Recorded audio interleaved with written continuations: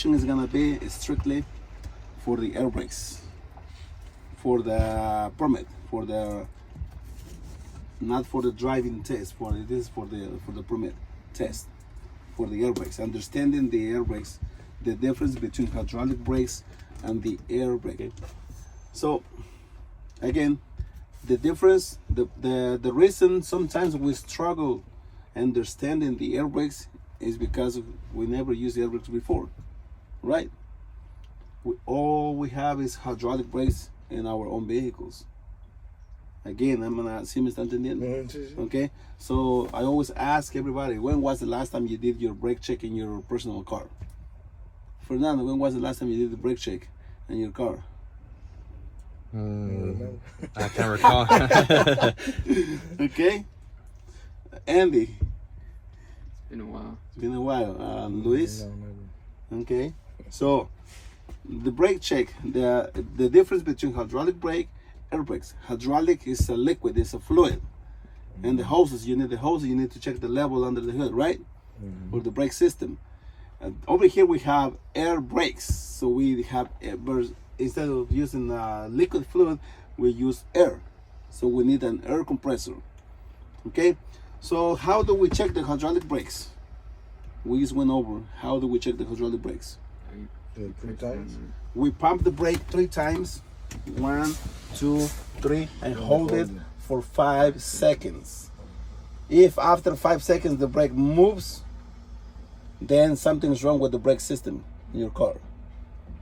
But this is air brakes, so every time we pump the brake, we lose pressure. So this is gonna be one question on your test. How do you check the hydraulic brakes? So just to let you know, okay, that's gonna be on your test. Okay, let me know what it will do. Okay, so that's gonna be on the test. But as I said today, I'm gonna focus on the air brakes. What is the air brakes? The air brakes, obviously, we need to generate the air. We need to have the air compressor. So the air compressor is under the hood outside in the engine compartment. When you guys do the inspection, you guys go over the air compressor, right? Okay, the condition, make sure it's not leaking, make sure it's working properly. I'm gonna check 3 systems inside the cab for the air brakes. We're gonna check the air compressor first. We're gonna check the safety devices, and then we're gonna check the entire brake system for leaks. Okay, so in that order, okay, used for the air brake. Okay, we have 4 brake controls. Let me get the steering wheel away so we can see it. We have the surface brake, which is the pedal, the trailer air supply, trailer brake control, parking brake, and hand brake or hand valve. Okay, the functions. How many axles do you have outside? How many tires do you have outside on a full combination? Regular truck and trailer. 8. 18 wheels. So you have 10 brake chambers outside, 5 on each side. You have the steering tires, 1 on each side, 1 brake chamber in the front, 4 in the back, 4 wheels, 2 each side, and 2 on the trailer each side, on the big trailers. So you have 10 brake chambers. Okay, so we have the steering axle, the front axles, the drives in the back of the truck only, and the 2 on the trailer. Okay, so when you're driving, every time you step on the brake pedal, you are applying pressure to the brakes. You're applying all the brakes from the steering to the trailer, all the brakes at the same time to slow down. That's why I use this one to slow down. Never use this to slow down, because then you lock up the brakes. The service brakes, anytime you see a question regarding service brakes, they're talking about the brake pedal. Over here, service brakes. Or if you are outside the truck, is the blue line, the service system, service line. Okay, so okay, that one applies all the brakes at the same time to slow down. This one, when you pull it out, you are applying the brakes, because when you pull it out, you cut the airflow from the truck to the trailer through the red line in the back of the cab. When you push this, you open the valve and the air is going to the trailer through the red air line. And the air going into the trailer is pushing the spring brakes away to free the wheels so you can roll. Right? So when you're driving, this should always be in to keep pushing the spring brakes away constantly so you can move the trailer. So when you stop, you pull this out, you cut the airflow, you hear the sound outside. So the airflow cannot keep the springs inside the brake chamber again, so the spring brakes expand. The spring, you know what a spring is, right? Metal spring. So the spring brakes expands again and locks the brakes. That's the function of the trailer air supply. We cannot read it no more over here, but this one over here should say trailer air supply. Pull to apply, push to release, just like this one. This is the parking brake. So this one controls the trailer brakes only. This is the truck, the parking brake. This one controls the truck drive wheel brakes only. In the back only. And this is the trailer brake. This does the same function. So this one uses the surface brake just like this one, but only on the trailer brakes. So what's the function on this? This is just to check the brakes that they work before you move. Make sure the surface brakes are working. Never use this for parking. There's one question on the test. When do you use this one? Never. There's another question there's going to be. Some drivers, they apply the hand valve before the stepping on the foot brake. When can you do that? The answer is never. It should not be done. That's going to be in the test. Does it make sense? Okay, so this one applies all the brakes. This one works the trailer brakes only, truck drive wheels brakes only, the back, and this one trailer brakes only also for surface brakes. So this one uses this one, and this one uses the service line, the blue line. These two use the red line, the emergency system for the spring brakes, for the emergency brakes. Okay, does it make sense? Okay, so now let's move on. There are 4 different types of brake system. So the foundation brakes are the brake drums, shoes, and linings. That's the one we're going to be using today. S-cam brakes. I'll show you later what is the S-cam bar looks like and what it does when you step on the brakes. There is another system that is the cam laster. This is the drum brake. This is the regular brake system we use for testing. Wedge brakes. The trailer we have behind this truck has the wedge brakes. I'll explain that also later. And disc brakes. I don't have any disc brakes right now, but I have driven trucks with the disc brakes. Okay, so the focus is going to be brake drums and S-cam brakes. Okay, that's going to be the focus for today. Okay, so okay, let's go back now. As I said, first we're going to check the air compressor. Then we're going to check the safety devices. Then we're going to check for leaks. Okay, so inside the cab, always make sure the brakes are set or out to apply the brakes. Also on the test, if you see a question regarding tractor protection valve, they are actually talking about the same valve as the trailer air supply. Why that this is also called as the tractor protection valve? Because when you're driving, no trailer, you only release this to drive. This one is out to protect the air leaking from the truck, so you can drive, so you can keep the air pressure in the system. Okay, so it's also anytime you see a question about tractor protection valve, they're actually asking you about the trailer supply also. There is no neutral position. It's only normal in and emergency out. Normal in, emergency out, apply. Neutral only over here.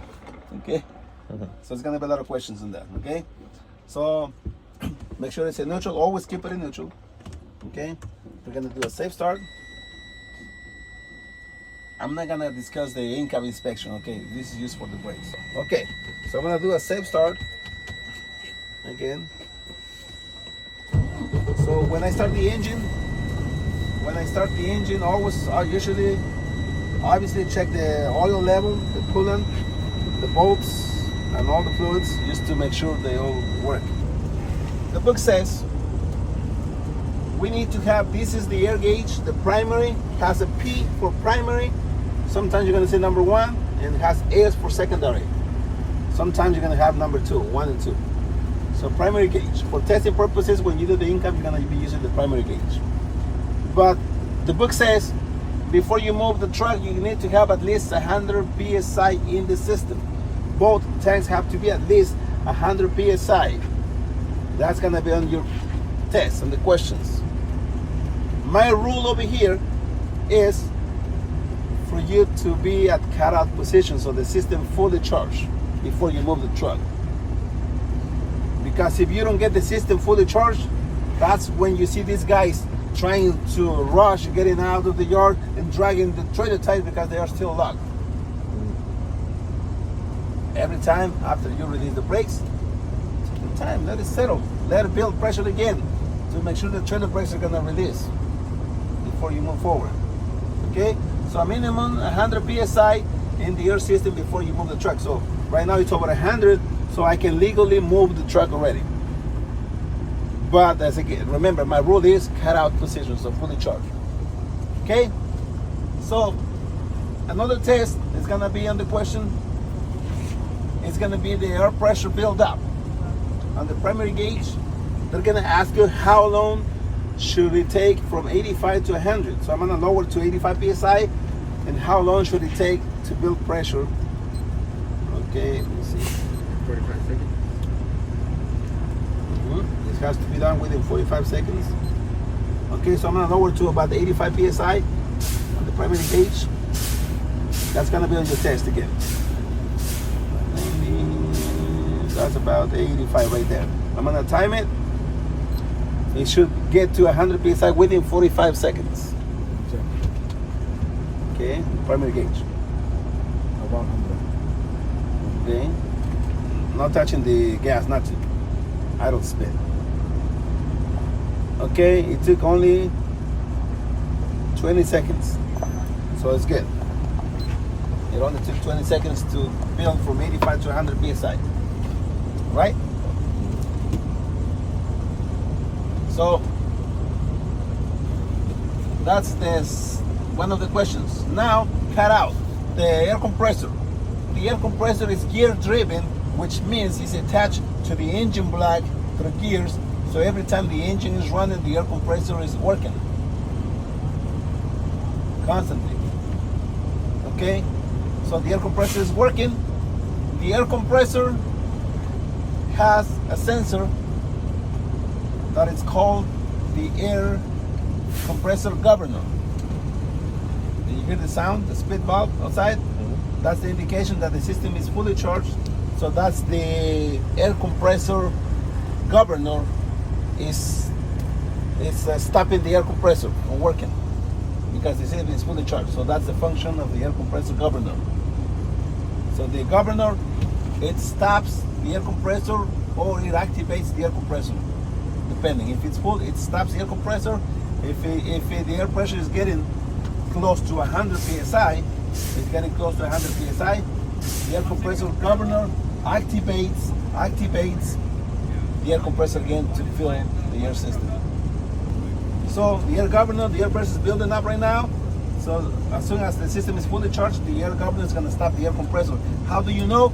The needle is going to stop rising, and you're going to hear the air sound outside. It's going to do a spit valve, okay, spit sound.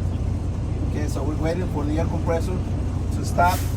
There it goes. Okay, so that's the indication that your bridge cut out. The system is fully charged, so the system stopped working, the air compressor.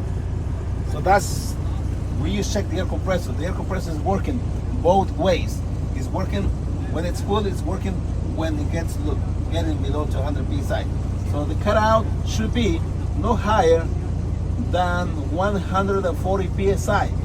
The system should be full, but no more than 140 psi, 140 psi, the maximum. So on the test is gonna be 125 or any number below 140 and above 100. So, and then again the air compressor activates. So what happens? What happens if the air compressor does not stops at 140 and the air pressure keeps building up? You see on the gauge it says 150. So if that happens, if the air compressor governor is not working and then the air system keeps building pressure, when it reaches 150 psi, there is a safety valve in the system that is gonna pop up and it's gonna let the air pressure out to prevent the damage in the air system. It's like the water flow on your in the sink, you know. So it's an emergency escape. Okay, does it make sense? So the maximum is 140, but if it keeps going over 140, at 150 the safety valve is going to activate. Okay. So now, so if we lose pressure, as we already said, before you hit 100 psi, the air compressor should start working again, activating again, before you reach 100 psi. So when you're driving on the road, pay attention to the fluid levels, obviously, before you start the engine. Pay attention to the air gauge, especially every time you step on the brakes. Look at the gauges to make sure that the air compressor is building pressure again before you go below 100 psi, and to make sure it stops below 140. Otherwise, something's not working. If that's the case, get it repaired. Okay. Now we're gonna check the safety devices.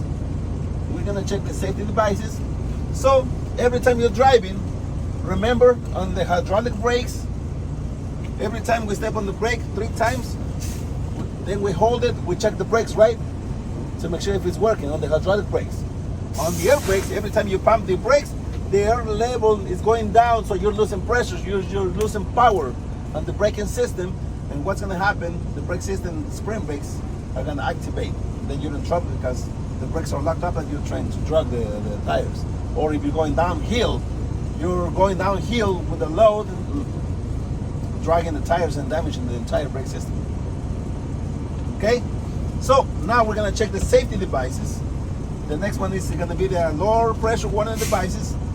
The lower pressure is just in case you're driving, you are so comfortable right now, and over 1 year with your license, you forgot all this information already. Yeah. Don't do that. Do this every day, please. So you forget about the air gauge because you have your CDL already, and now you feel a super truck driver. So not paying attention to the gauge no more. But you're using the brakes a lot because you're going through the hills, up and down, turns or something. Every time I use the brake, I'm losing pressure. If you're not paying attention to the gauge, or maybe the air compressor is not working. So below 100 psi, it's not activating to build pressure, or you're using the brakes too much. So it's going down.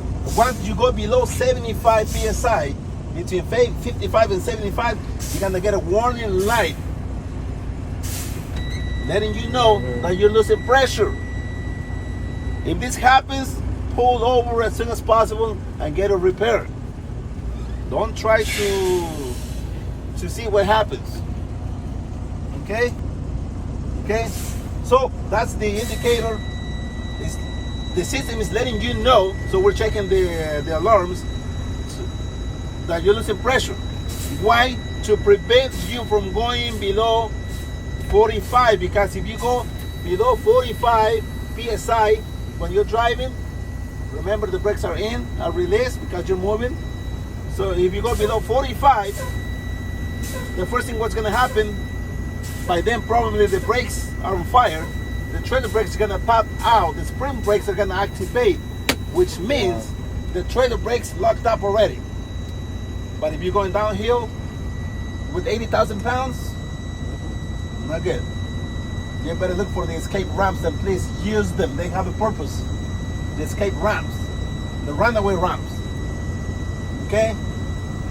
So if you feel like, oh, it doesn't look safe, use it, please. Use the escape ramps. The purpose of those is to try to save your life. Don't worry about the equipment, about the material stuff, but your life. Okay? See what I mean? So below 45 and 20 minimum, the spring brakes are gonna activate. By then everything's messed up. Don't wait until you get there, please. That's why when you're driving on the mountains, please do your in-cab inspection before you go downhill. When you see the brake check area signs, pull over and check your brakes. Or do this, check your brakes. Does it make sense? Okay, so that's the so we already checked the air compressor is working, the safety devices are working, and the spring brakes activation is working properly.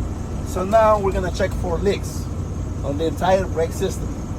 We have 3 types of vehicles to check the brakes for leaks. We have single vehicles, in this case it's class B. Single vehicles, only 1 unit, not trailer. Class B, single or straight truck. Okay, or can be a bus, also school bus or any other bus, single vehicle. That's class B. Single, combination, a truck and a trailer, class A, combination, or a set of doubles. In California, it's only doubles. In Oregon and Nevada, you can do triple trailers. Okay, so double. So only single, 1 unit, combination 2 units, and doubles 3 units. Truck and trailers. Okay, so it's 1, 2, 3. Any question you see is straight truck or single, it's talking about 1 unit. Combination, truck and trailer, and doubles, obviously double trailer. So we're gonna check. We're gonna do 2 different tests. In order to perform this test, we need to fill up the air system first. We need to reach cut out. Okay, and then we're gonna stop the engine. The reason we do this with the engine off, because if I don't turn off the engine, remember the engine is running, so the air compressor is always running, and you never get to see if you have an air leak in the system. Okay, so we're gonna check the emergency system first, and then both systems at the same time. First, we're gonna reach cut out. Usually at the DMV, you're gonna have the brakes out, okay, to check the. Actually, let's pull this out. So they're out of red, okay. So we can do it the right way. So we're gonna have 2 different tests. Both are leakage tests.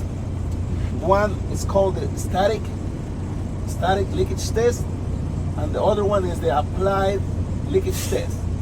And I'll explain the differences between these 2. Okay. So the system is fully charged, because I don't want to get out of the truck to check the wheels, so I'm gonna place it in gear to keep my truck safe from rolling. Okay. So I'm gonna place it in gear. I'm gonna turn off the engine. Don't touch the brakes. I'm gonna turn off the engine completely. I'm just checking the air brake, so I don't need a key, but just to get used to it, I'm gonna use the key to get all the safety devices on. Okay?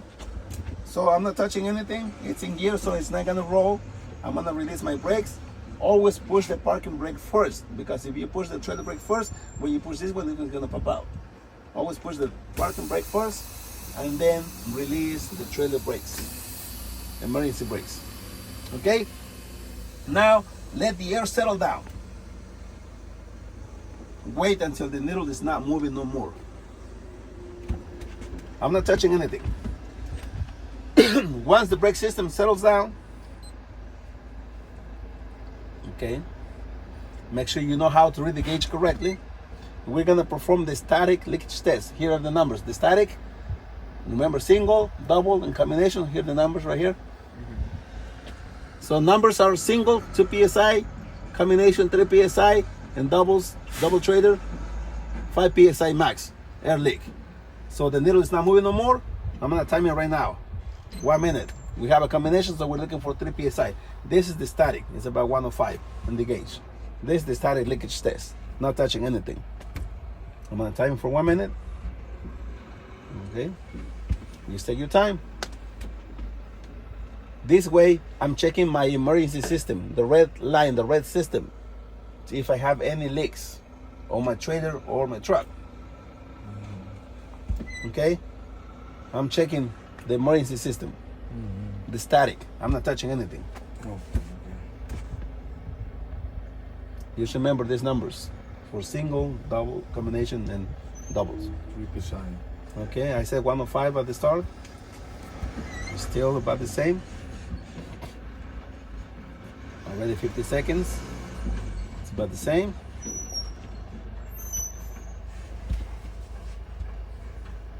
Okay. It's over 1 minute already. We lost barely 1 psi, so we're looking for 3 psi, so we're good. Right?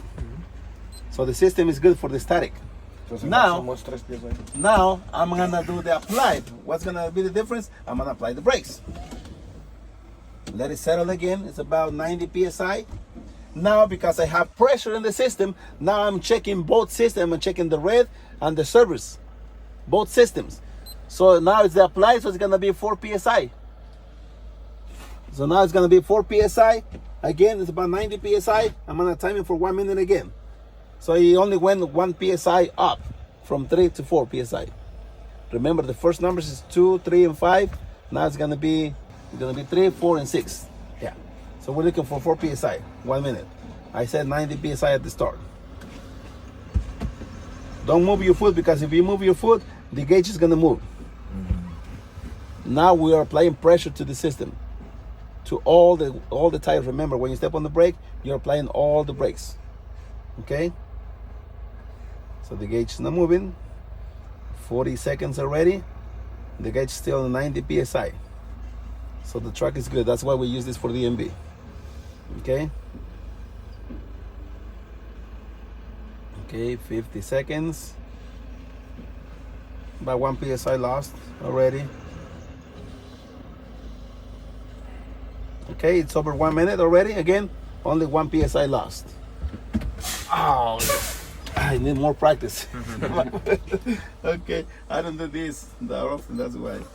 Okay, so we passed the static leakage test and we passed the applied leakage test. Right? Now, how long will the truck take going 55 miles an hour to come to a full stop, to complete stop? 300 feet? 400 feet? More than 300 feet. Yeah. In the newer trucks, it can be up to 450 feet. So it's almost from here to the street. Okay, 450 feet. So that's the distance, that's the space you need in front of the truck when you're driving, just in case you need to do an emergency stop. That's why all the drivers, if we have a space in front of the truck, it's not for you to get in front of us, it's for us to use it in an emergency braking system. Then remember, we have air brakes. So which one activates better? Which one stops faster, hydraulic or air brakes? So the book says the average to come to full stop is 419 feet. 419 feet. But remember, we have a brake lag. From the time I step on the brake, it's gonna travel 32 more feet, so that makes it over 450 feet for the stopping distance. There are 3 factors to do total stopping distance: perception, reaction, and braking. After the braking, add the brake lag. Perception is when you're driving down the road, you see something far enough ahead, like you know what, something's going on. My brain is telling me that something is going on ahead. That's the perception. As I get closer, my brain is telling me to react. It's telling me to move my foot from the gas to the brake pedal. Reaction. Finally, it's telling me to step on the brake. Perception, reaction, braking. By the time I step on the brake, my vehicle is going to travel 32 more feet until my brakes activate, make contact outside. My brake drum and lining are making contact and slowing down the vehicle. That's why it takes up to 450 feet. So perception, reaction, braking, and the brake lag. Does it make sense? Mm-hmm. So that's pretty much the basic of the air brakes. This is for inside. This is what you're controlling inside the cab. You know, the service, the trailer, the parking, and the trailer handbrake or hand valve. Okay, later we're gonna go over the outside inspection to know the components. But you actually, guys, you did it yesterday, right? Went over the inspection, Yeah. brake components again. So Fernando's gonna help us out again today, going over those components to know the brake system outside, so we know. But now it should make more sense, right? When we do the inspection outside, it should make more sense what we're talking about. Right? So that's why when you step on the brake over here, outside, the push rod from the brake chamber pushes out. That's where they measure the distance. What's the play on the push rod? 1 inch, no more than 1 inch. No more than 1 inch when you pull it by hand, so when the brake is released. But when the brakes apply, it's a maximum of 2 inches. Okay? So now, but you know what happens when I took my foot off the brake, the push rod goes inside the brake chamber again. Okay? Okay, so that's gonna be it for today. Thank you again.